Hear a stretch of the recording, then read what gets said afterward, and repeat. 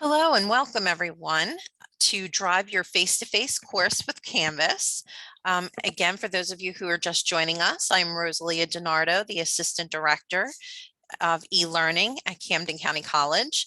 And we are going to talk today about how you can utilize your Canvas less as a supplemental tool, but using it more regularly in your face-to-face class to benefit you and your students.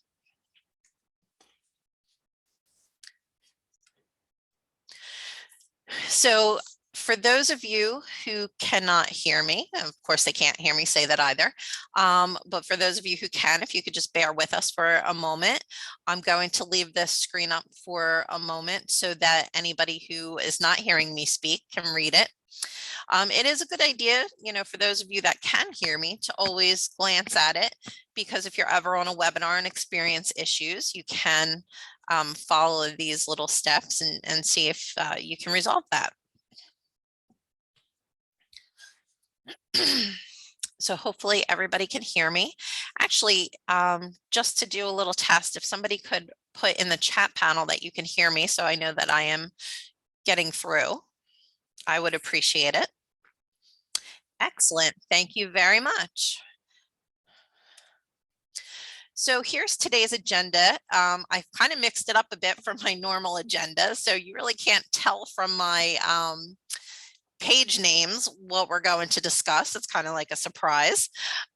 You'll have to excuse me. I'm not a car fanatic, but I did my best at trying to come up with little car analogies here for today's presentation for Drive Your Class. So we will talk about the different components in Canvas that you can use in a face-to-face class and how that will work for you and your students. The Rev Those Engines section, that is where I give you an opportunity to speak, to ask questions and whatnot. And then we have what I'm calling our maintenance section, and that's just kind of like a little bit of our odds and ends and everything, and wrapping up the presentation.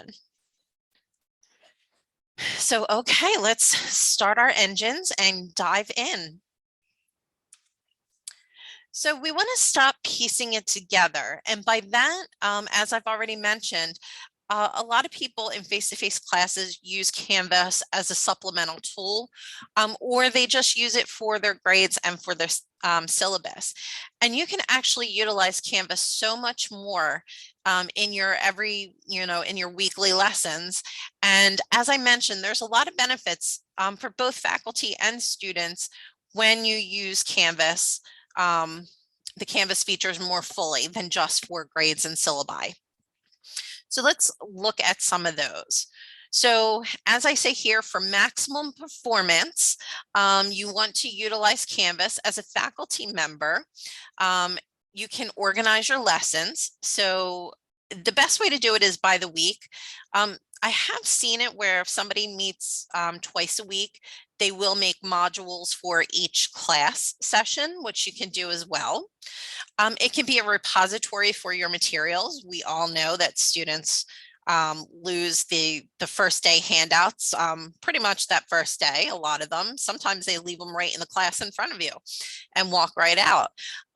This is a great way to keep your materials. And it's not just Word documents, it's videos, it's PowerPoints, anything that you would use in class or hand out to students. It's a great place to put those materials. It's less that you have to copy, it's less that you have to cart around. So that goes with eliminating paper. It can save class time, because instead of making students stop and read something during class or watch a certain video during class, you can assign that to them to do prior to the meeting. So it can save you time. I don't know if anybody here who teaches face-to-face only has checked out the assignments and the tests, but there are grading tools. So there's annotation tools for grading, so you can leave all kinds of comments in there, and we'll talk about that a little bit later. And then it also archives your course. So it saves the work that the students do. It saves the grading and the comments. So if for some reason you have to go back to something, if you have a student that gets an incomplete, they can still access the coursework from the Canvas shell. And we can extend that to them through to the next semester if needed. So there are a lot of benefits for faculty. For students, excuse me, it makes the materials accessible to them, not just in class when you're talking about them, but outside of class. Again, students misplace things. They have, a full course load. They have a lot of papers, a lot of materials. This keeps everything nice and organized and easy for them to find. It helps them keep up with the class if they're absent. So especially, in now with have gone through the pandemic and everything. If somebody's sick or thinks they're sick and they stay home, this way they can keep up with the class. They can review the material as they need it. So this is really beneficial for students who have different learning styles, for students where English might not be their first language, because they can review the materials over and over again so that they can master the content. And then the students can also track their progress with the grade book as well. So they're not constantly asking you how they're doing or how to calculate their grades. You could set it up so the Canvas grade book can calculate it for you. And one added benefit is that there is a mobile app for Canvas. There's one for faculty and one for students. Now, when we do tell students about the mobile app, though, we do tell them that, we don't suggest submitting assignments or doing tests on the mobile app, but, they can comment, on a discussion post, they can read a material, they can send you a message through the inbox. So there's a lot of different things that they can do. Signage is important. So this is actually what I'm going to discuss now. I find one of the fewest features that is used, even with people who teach online classes. So you can actually add module requirements to the items. So now you have to have the module created and you have to have your different items in there, your materials, your assignments or discussion boards, whatever you have. And then you can have it set up so students know they have to view this item. And when they view the item, it gets a check mark. So they know that they've done it and it tracks it so they know it's done. It lets them know if they have to contribute to a page, whether it's submitting an assignment or a post in a discussion. And it also lets the students know that they have to score at least a certain amount on this particular assignment before they can move on to another assignment. So for those of you who are not familiar with how to do this, when you create a module in Canvas, which I think is something that many people know, especially if you've gone through the eCourse 100, if you create the module, to the right, there are 3 dots there. And when you edit the module, you get these options for the requirements, but you also get an option for prerequisites. So this is something I've kind of gone back and forth on the prerequisite option, because it's nice because students can't move on to certain items or other modules if you set prerequisites. Like you could say that the students cannot attempt this quiz until this material is read or viewed first. So it's nice because they have to go in there. The downside of the prerequisite is, suppose you have a student who has been sick for a week and they've given you documentation or whatever, and you have allowed them to then, make up the work. The prerequisite is set on the class, so they cannot work on the current week and the back week at the same time. They have to then rush to get the back week work done, then keep up with the current week. So that one I kind of go back and forth on. It really depends what your policy is on doing missed work. Naming conventions. When you're creating a course in Canvas, it's always important to name the assignments or name the materials, not just video one or assignment one or discussion board one. Name, whatever the topic is, you want to name that item by that topic, or you want to give that module a name. So it really resonates with the students, and they can connect with it better. They can remember more of what the lesson was about. So that's what that is. But again, for module requirements and prerequisites, you do have to have your module set up first with your items in it in order to do those. And every once in a while, you got to check the fuel. And by that, we mean using the quiz section to create low stakes formative assessments, practice quizzes, if you will, to kind of see where the students are. You can do that.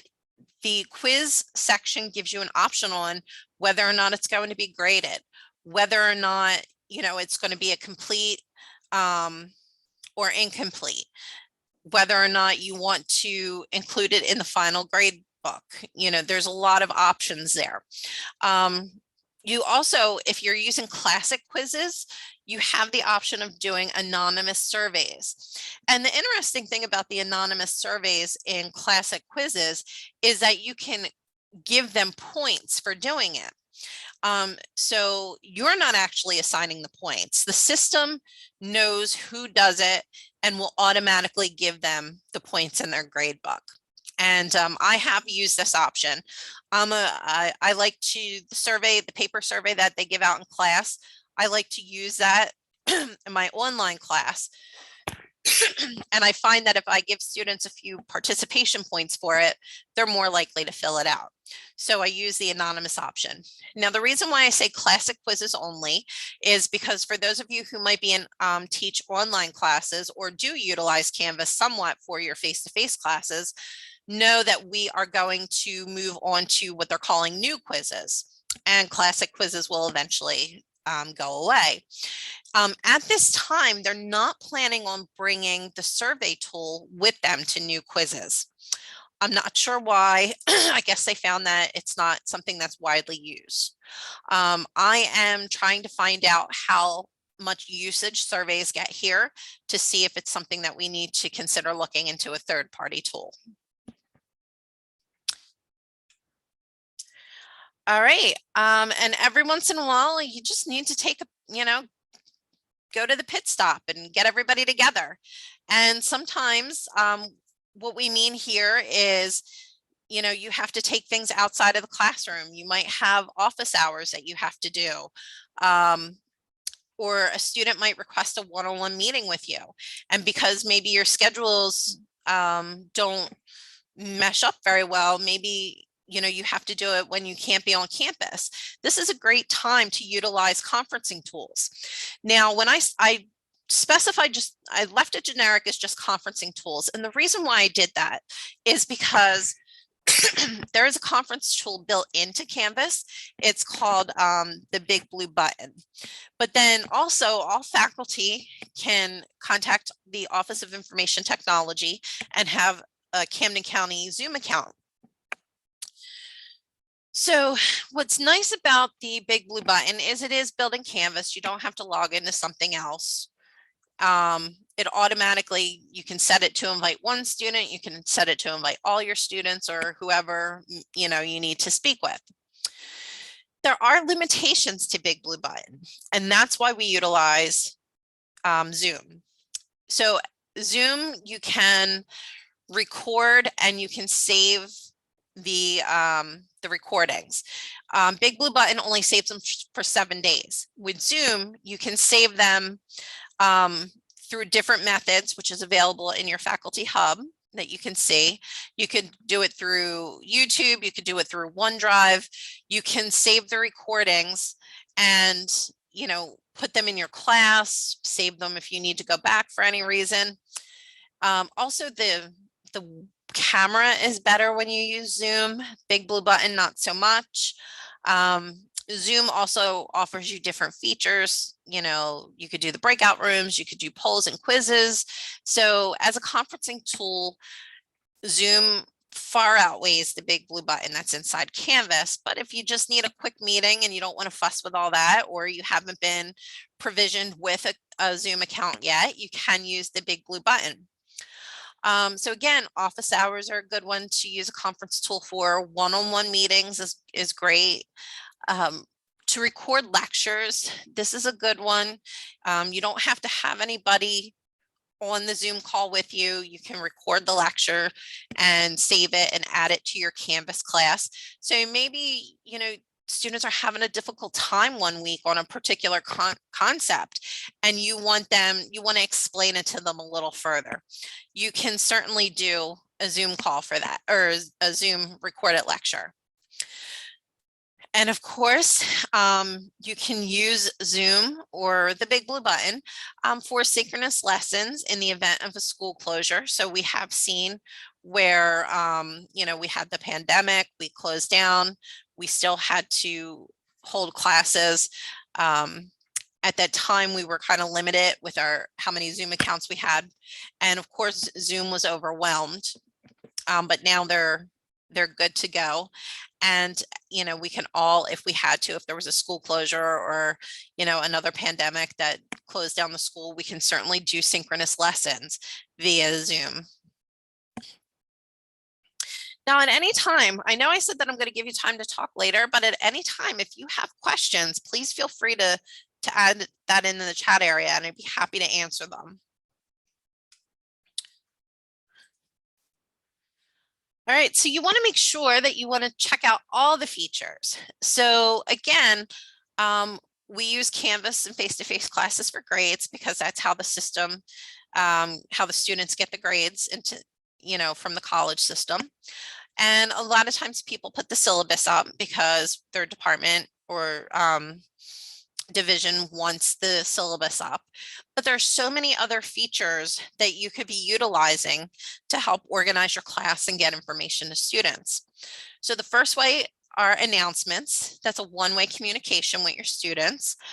Some people prefer to do an announcement over an email because that way they're not, getting back a lot of emails from the students with comments, or, I know one time I did an email and I was getting back all these like thank yous or this and that, and it was just overwhelming my inbox. So it's a one-way communication. And what's really nice about announcements is that you can delay the posting of an announcement. So what I like to do, and I teach online, what I like to do is before the class starts, I put all of my announcements in the system and I delay the postings. So it might be to remind the students about a test. It might be to remind students about, the next registration period. I like to let them know what's going on, not just within the class, but also within the college as well. So that's what I use the announcements for. Modules, as we've discussed a little bit, are great for organizing your lessons. Most people set it up by the week, but again, if you're in a face-to-face class and you want to kind of keep everything separated by the day, you can do that.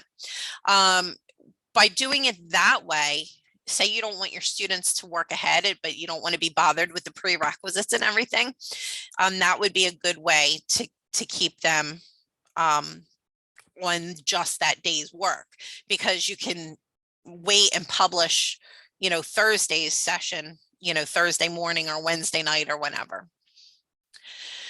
There is a file section. So again, files are all of your materials. You can keep them in Canvas. Now, some faculty who utilize Canvas in face-to-face classes, they don't bother with the modules. They just put in all of their files so that students can get them. I personally don't recommend that option, but I've seen it done, and that's why I'm discussing it, because students can easily do things out of order if they're just going in the file section, or if you just have, the assignments open. So if it's the best option is to put everything in the module and hide all of those other tabs, so that students aren't clicking around and doing things out of order. And for those of you who do not know how to hide a tab, you go into the settings of the course And at the top, it says navigation.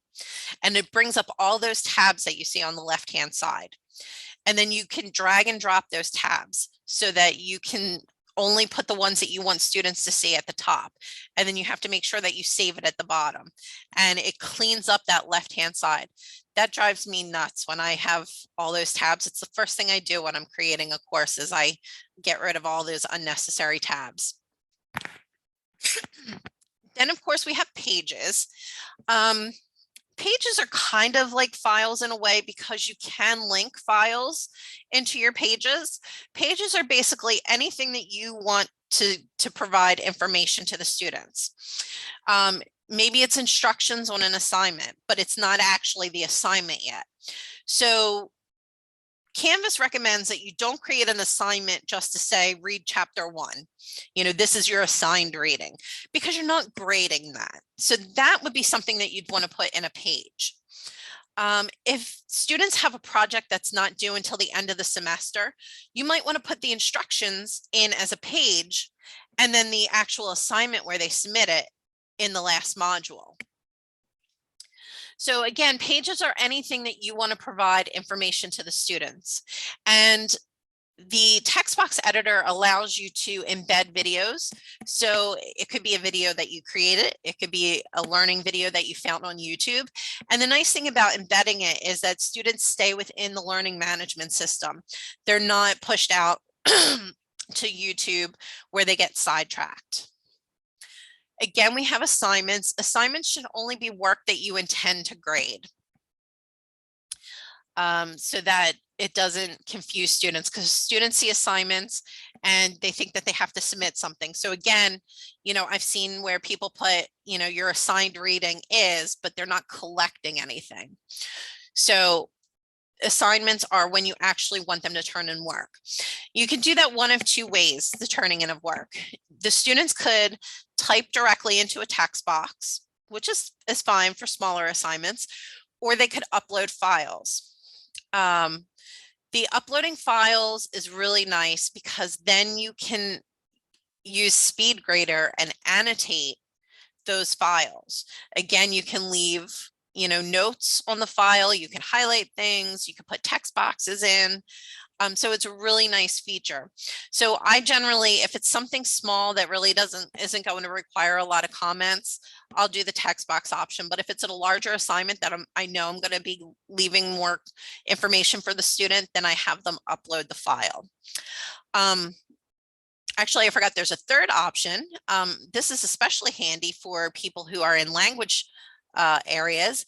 You can have your students record themselves. They can record audio or video. So, you know, maybe you're teaching a terminology class or a foreign language, or one of our medical classes where the terminology is difficult and you want to, you know, actually hear them discuss it. You can have them create an audio or video file. And then again, we have our quiz section. So we talked about low stake assignments. You can also do higher stake assessments on there. And for those of you who are concerned about having students take their tests at home using Canvas, we do have something called Respondus Lockdown Browser. And that, there's two options to do that. You can either have it just lock down the computer so they can't print anything, they can't go to another tab and Google anything, or you can use the monitor section where it actually, they require a webcam and it records them. So they have to show their ID and show their area, their desk area, and then it records them as they take the test. This is available to everybody using using Canvas. And in our office, Rich Cummings has been doing training. So if that's something that you want to use in class, you're more than welcome to do that as well. All right, so at some point, your students need to make some noise. And by that, we mean join in discussion boards. So I find it interesting, and I know that some faculty member who teach both face-to-face and online, they have some students that are just absolutely quiet in class. And then they have students who, when they use the learning management system, those same students who were extremely quiet were very vocal online. And it's just that they felt more comfortable. So even if you do teach a face-to-face class, you may want to throw in a discussion or two here and there, because you might have those students that don't feel as comfortable raising their hand in class, or you might have students who, maybe had some thoughts afterwards that they wanted to share. The other thing that you can do in Canvas is you can create groups. This is done in the people section, where it lists all of your students, which I'm sure you've seen when you're looking for the roster. The system can choose the groups for you. You could choose the groups, or you can have the students choose what group they want to be in. And when students are in a group, an official group in Canvas, they have a group email distribution list. They can access the conferencing tool and have their own side conference. Unfortunately, they don't have access to Zoom, but they have access to Big Blue Button to have their own little meetings. They get private discussion boards, and they can share files with one another. So that's a nice option, especially if you are doing group work in your face-to-face class. This way, it's an easy way for students to keep in contact with one another.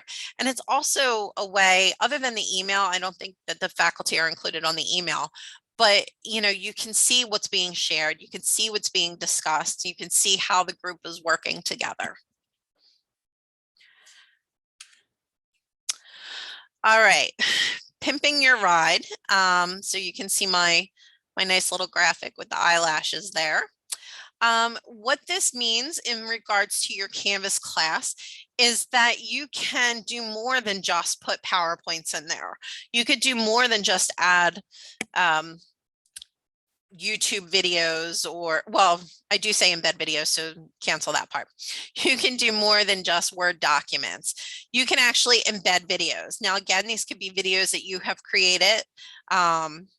Maybe your the book that you use have videos on their publishing site to share.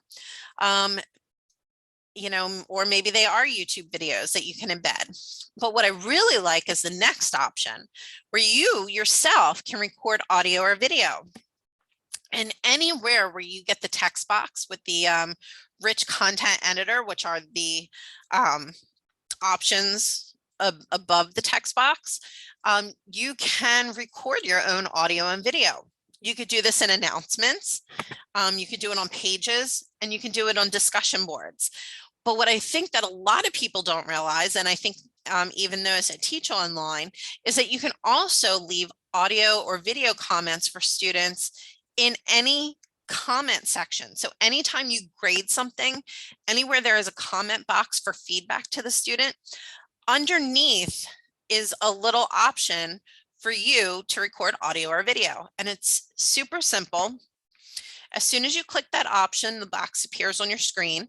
It's going to try and detect a microphone or camera, depending on what option you have chosen. And then you just click start and you do your thing. And when you're done, you stop it. It saves it. If you want to redo it, you have that option. And then it posts it to the students. And it's something that I think is really good, because if you have a lot of comments on a student's work, or if you feel that you just are not going to be able to adequately type out that information and explain to the student, or maybe they're just a student that would do better if they heard you explain it, it's a great way to add that information in your course. All right, so those are ways that you can incorporate Canvas in your face-to-face course. This is the section where you can make comments and questions. You can share an example of how you use Canvas in your face-to-face class if you're already doing it. Or if you want, you can, ask a question, you can share a comment. You can do that by typing in the chat panel, or if you wanted to speak, you can use the raise your hand feature and I can unmute you. While I am, oh, okay, we have somebody who raised their hand. Let me find you. Okay. I have allowed you to unmute, so you can go ahead and unmute yourself. Hi, can you hear me? Yes, I can. Hi. Well, thank you very much for the presentation. It's definitely a good refresher with setting up Canvas every semester. I do have a question regarding the assignments. So I give my students the option to submit their assignment either electronically, and then they have to do it like in a PDF format, or they can give it to me printed and in person.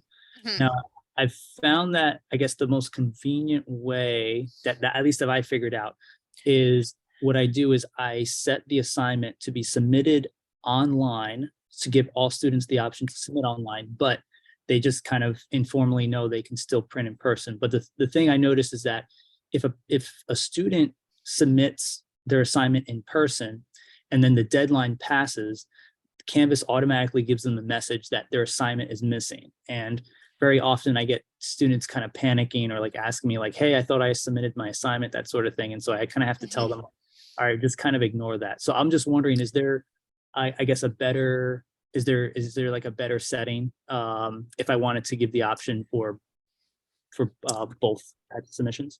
So I believe that you could keep it that way, but in your grade book, there should be an option to have it not tell the students that it's automatically missing. So that's something that I would have to, Ginny's really our resident like expert on the grade book. So Yeah. I'd like to actually confer with her, and then I'd be happy to share the information with the entire group. But I believe that there is a setting in the grade book that would allow you to make sure that it's not marked as missing. Okay. All right. Thanks. You're welcome. Okay, we have someone else who raised their hand and I have unmuted you. Hi, we have our department handbook that's pretty large. Is there a limit to the size of a document that I could put in the module so that students can't say they never saw the handbook? So there are limitations. I don't remember them off the top of my head because they have, a list of how big for each type of material. I've honestly, I mean, how big is it? Because I've honestly never seen anyone reach the limit based on a material that was uploaded unless it was a video. It's about 10 pages. Oh, you'll be perfectly fine. Oh, okay. Yeah. Yeah. We're talking like if somebody uses a lot of PowerPoints, a lot of videos, then the system, will eat up at your storage.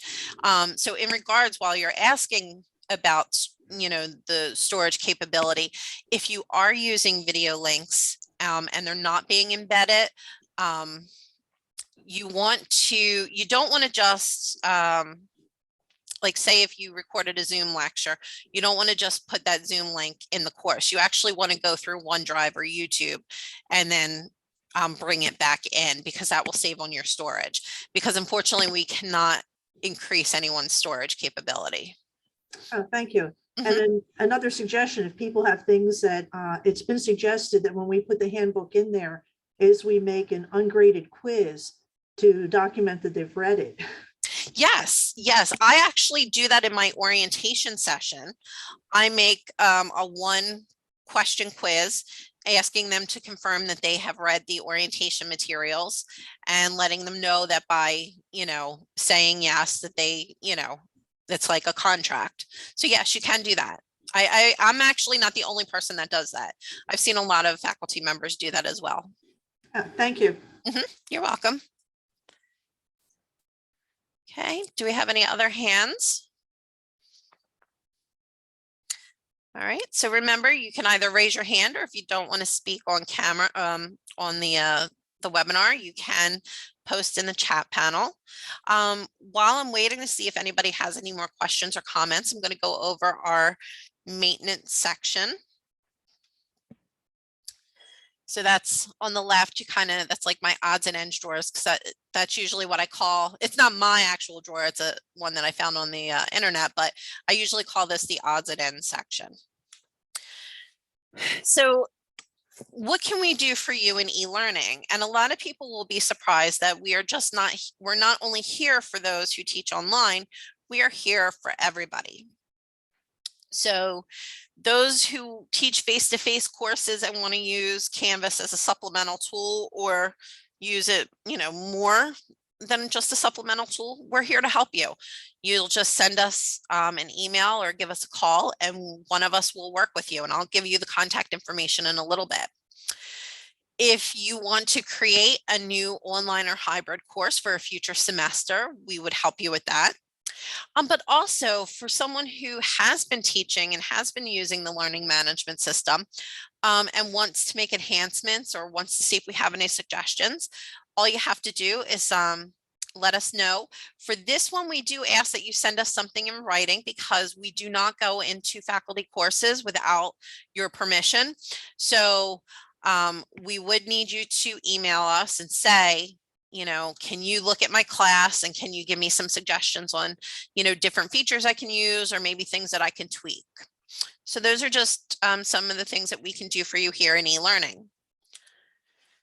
Now, as far as support goes, you have support from Canvas and you have support from the e-learning division.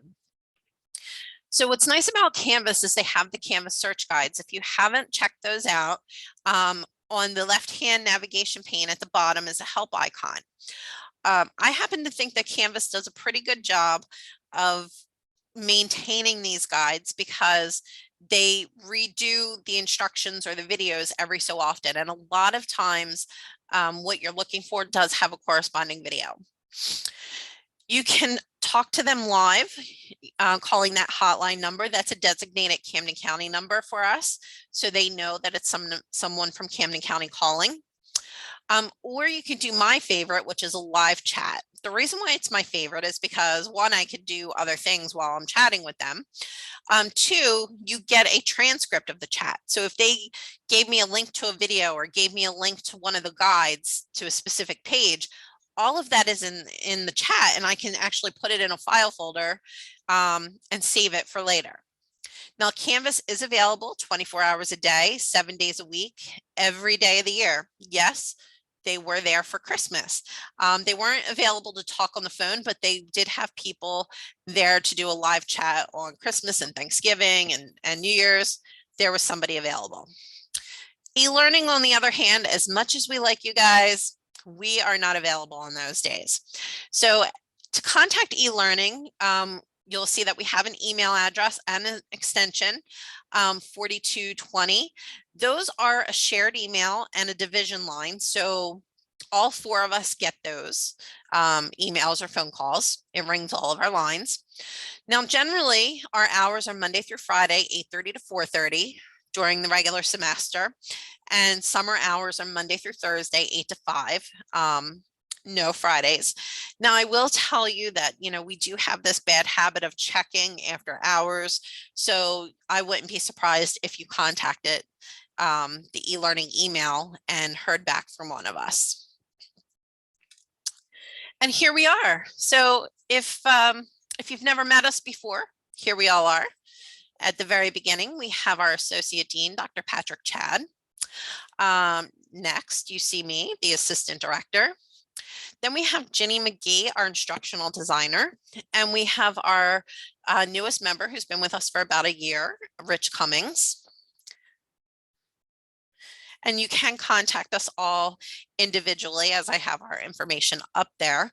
But again, now that we have the division email and division phone number, if one of us is in a meeting or, like I'm doing the webinar now, there's always somebody available to help. All right. Upcoming professional development. We have a lot going on. We have something almost every single week this semester. So The only one, there's one in March that I kind of have a TBA on because we're not exactly sure what the topic is at the moment. But we're doing everything. This week, Dr. Patrick Chad is going to discuss outcomes and assessments. Next week, Rich is doing something on design tips for pages. So if you've ever seen some of those cool home pages with the buttons and everything that people do, and you're wondering like, how did they do that? I just have writing on mine. Like, you want to join Rich because he's going to teach you how to do that. So I'm not going to go through all of these, but just keep in mind that you will be getting notices. What we do is we post a Canvas announcement for the month, and you can, as you did for this webinar, you can register for whatever webinars strike your fancy and join us. And some of them we do offer through the TLC, and so then you'll see dual announcements for them. I do want to point out, though, in May, I am doing something on the new HEART classroom, which stands for High Flex Adaptive Remote Technology. So if you've been hearing the term HEART and you're curious as to what it is, make sure you sign up for that because it's really interesting. I'm actually going to do that one in the HEART classroom, which I got to remember, did I reserve the room? That would pretty much stink if I didn't.